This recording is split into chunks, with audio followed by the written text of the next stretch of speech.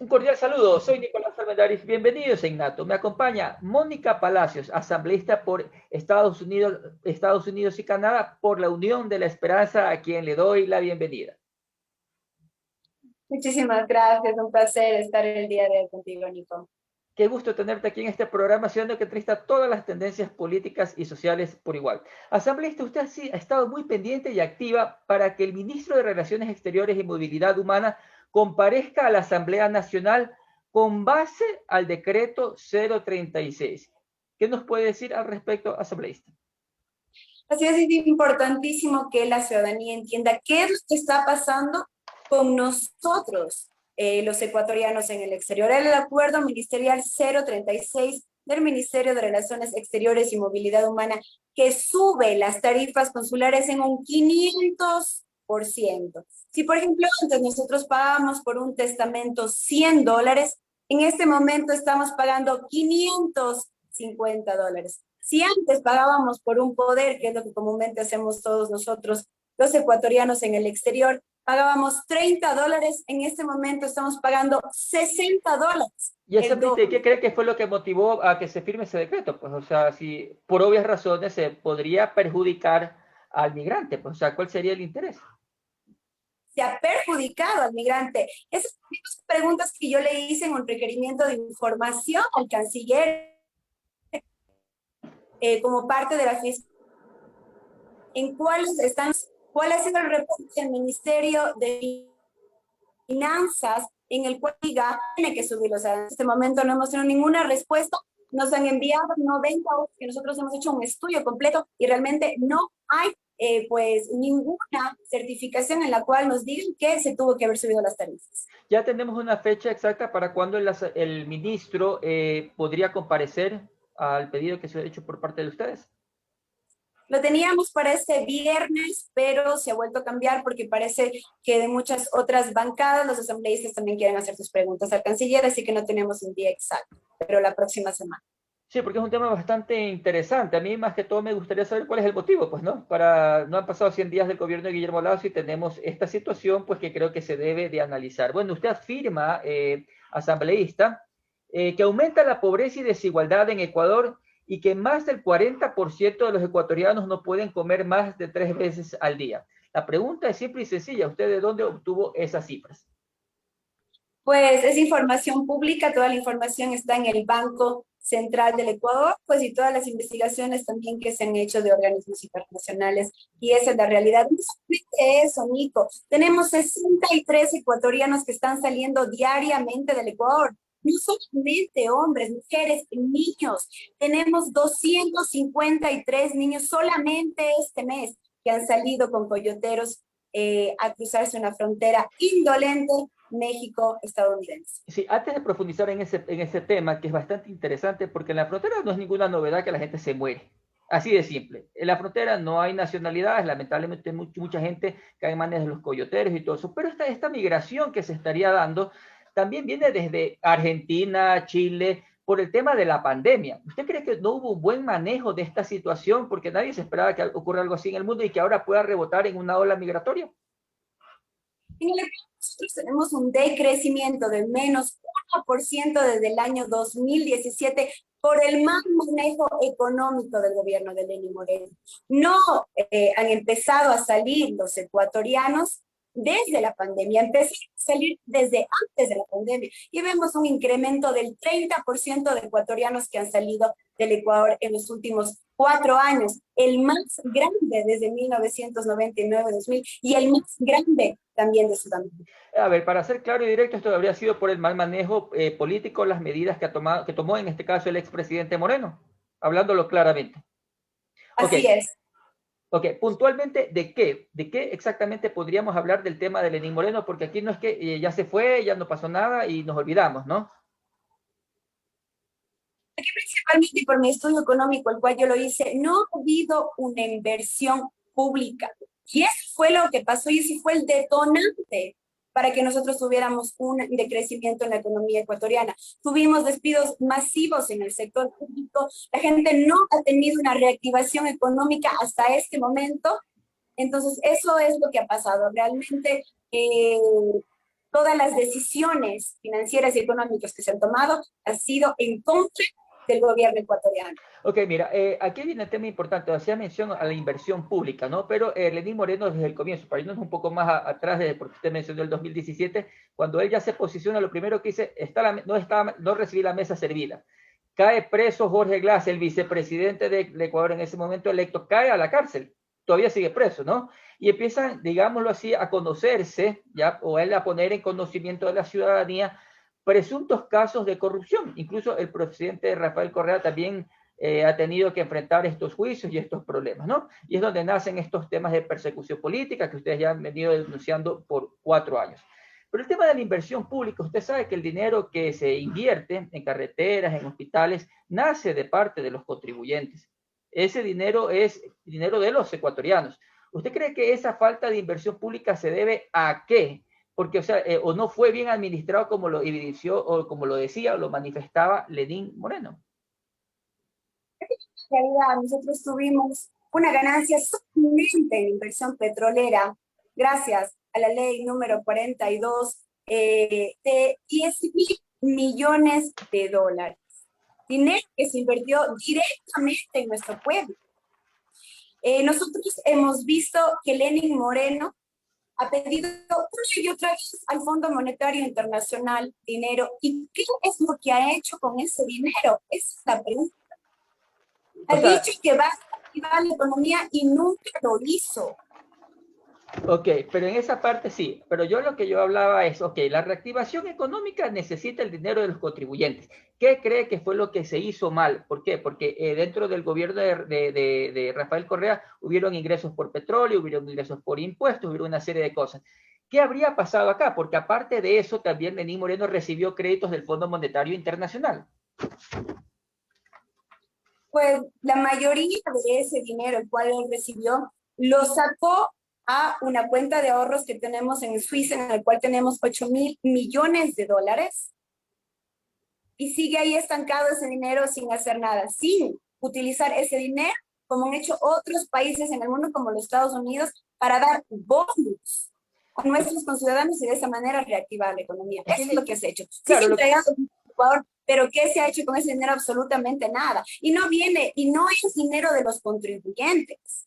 En este caso, hablando del crédito, claro, correcto. En esa parte no es de los contribuyentes, pero es muy importante señalar que estamos hablando de un crédito y como todo crédito tiene cláusulas, ¿no?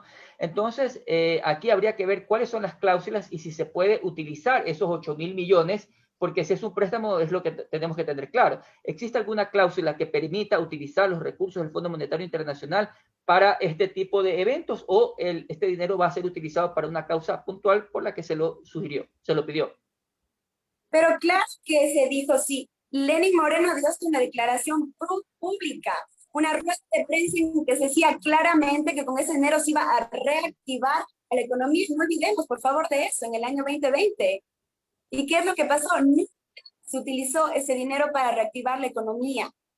Nunca hubieron bonos de desempleo. Esa es la realidad. La pregunta que le tenemos que hacer es, ¿qué pasó con esa plata?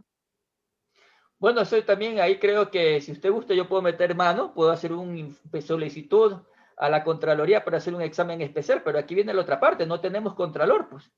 Esa es otra situación que a mí me parece un poco complicada y que está pasando en este momento. Tenemos al defensor público también despachando desde la cárcel, ¿no? Entonces, había que preguntar por qué tampoco no le permitieron despachar a Jorge Glass cuando estuvo en la cárcel.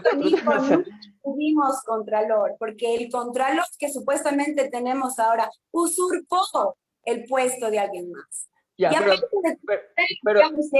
aparte de todo, está dando órdenes desde la cárcel. Ya pasó un mes en el que está el gobierno de Guillermo Lasso y sigue el mismo contralor. ¿Y qué es lo que está haciendo? Porque está con callado. ¿Qué es lo que estamos tapando? Claro, lo que pasa es que en este caso el gobierno no tiene injerencia sobre la Contraloría. Pues. Hacia ahí sí es un poco complicado. Guillermo Lasso no puede sacar al Contralor. No tiene injerencia. Pero si no hay ningún Contralor, porque el Contralor que está en este momento usurpó el puesto de otra persona. Entonces no hay ningún Contralor.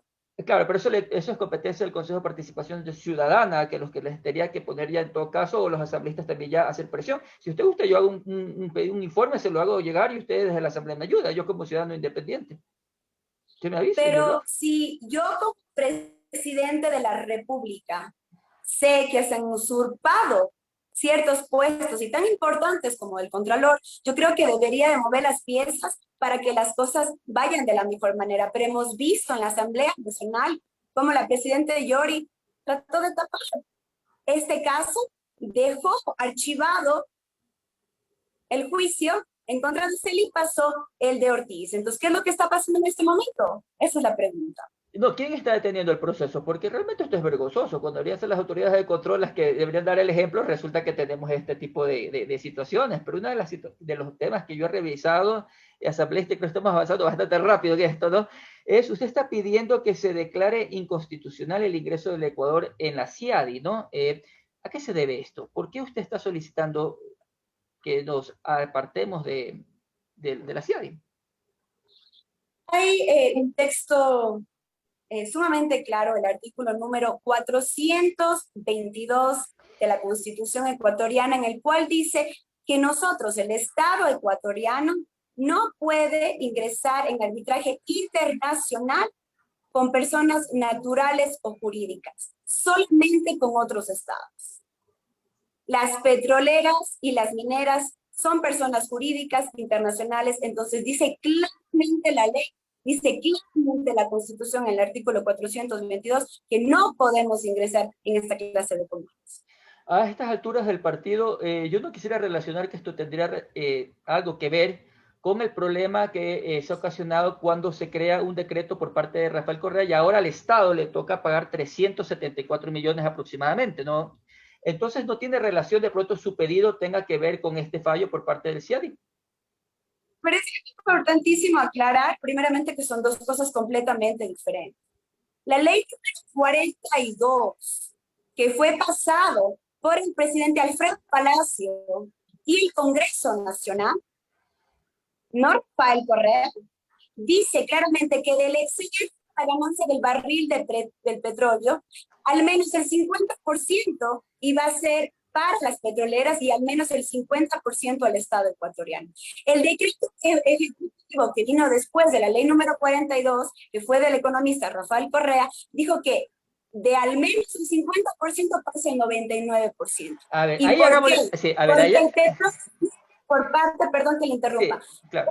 de todos nosotros los ecuatorianos, nunca se violó el contrato, porque en el contrato con Perenco había una especificación que decía que el barril de petróleo costaba $25, nada más ni nada menos. Entonces el Estado ecuatoriano nunca violó el contrato. Entonces hay que tener bien claro y que la audiencia entienda bien qué es lo que está pasando. Lo Ok, que verlo con lo otro. El CIADI, un ratito, el CIADI en el 98% de los arbitrajes ha estado a favor de las petroleras.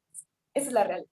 ok, porque esa especificación que usted está haciendo, ese énfasis del barril de los $25, ¿por qué aquí comúnmente se lo ha estado manejando de que Rafael Correa, si había algo ya escrito a un acuerdo del 50%, él con este decreto dijo que el 99% se quedaba en Ecuador?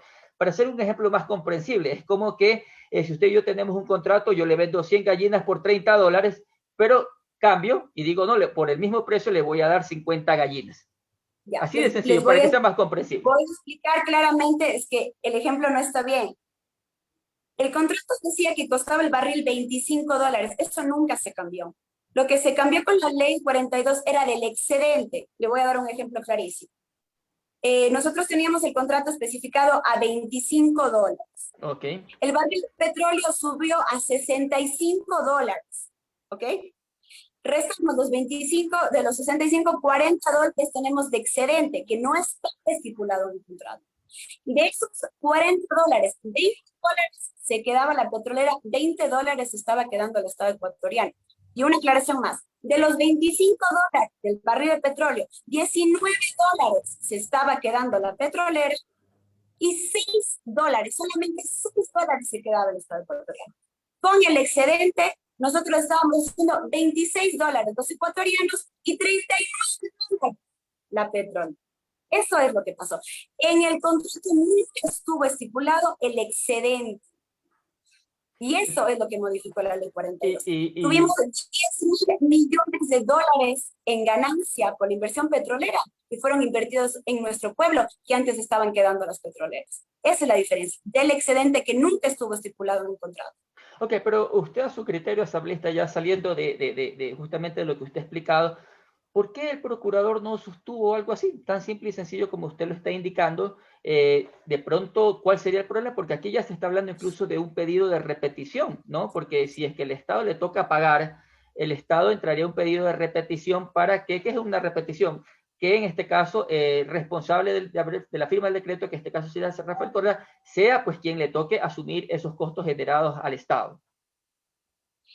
Me sorprende realmente las declaraciones del procurador, porque creo que ni siquiera entiende lo que significa el juicio de repetición. ¿Qué es lo que significa el juicio de repetición? Que un servidor público actuado en contra del Estado ecuatoriano. El Estado ecuatoriano, en este caso con el procurador, el Estado ecuatoriano paga lo que supuestamente ha hecho el funcionario público y después al funcionario le toca pagar. La pregunta es, ¿en qué momento Alfredo Palacio, el Congreso Nacional, el economista Rafael Correa, el gabinete, ha actuado en doble en contra del país? Si nosotros los ecuatorianos hemos ganado 10.000 millones de dólares. En una entrevista anterior... Se quedan los petroleros, nosotros nos hemos quedado con ese dinero que ha sido invertido en el exterior. Se abrieron 4 consulados cuando solamente había uno para 900.000 personas. Se abrieron hospitales, carreteras. Creo que eso está obvio. En todo caso, creo que también en ese momento, en esos años, la Asamblea también debió haber tomado parte, ¿no? Haber objetado.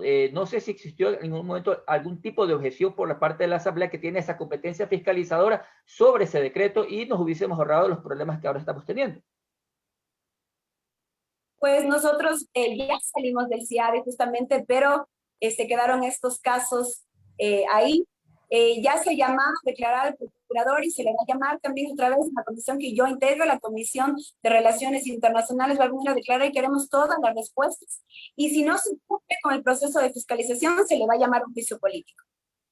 A ver, asambleísta Mónica Palacios, ustedes saben que en unos 7, 8 meses, 9 quizás, a ustedes les toca dar un voto por el aborto por violación en Ecuador, la despenalización por aborto por violación, ¿no?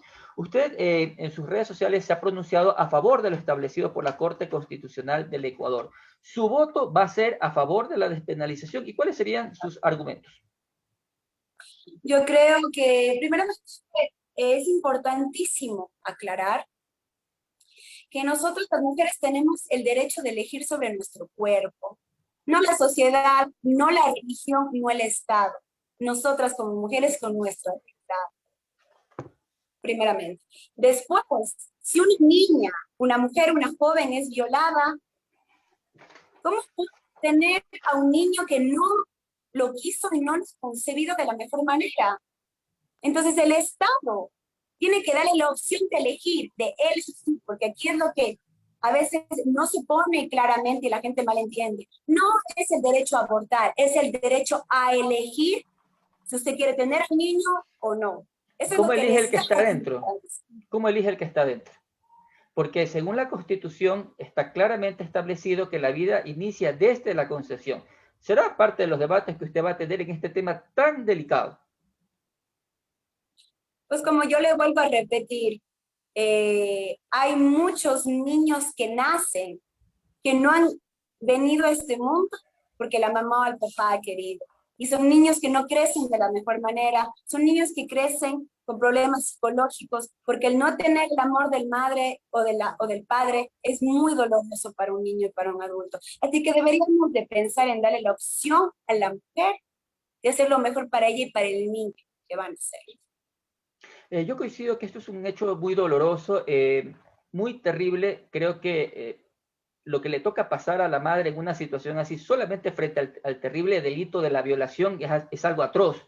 Sin embargo, como hago énfasis, el ser que está dentro, y como la Constitución establece, la vida inicia desde la concepción.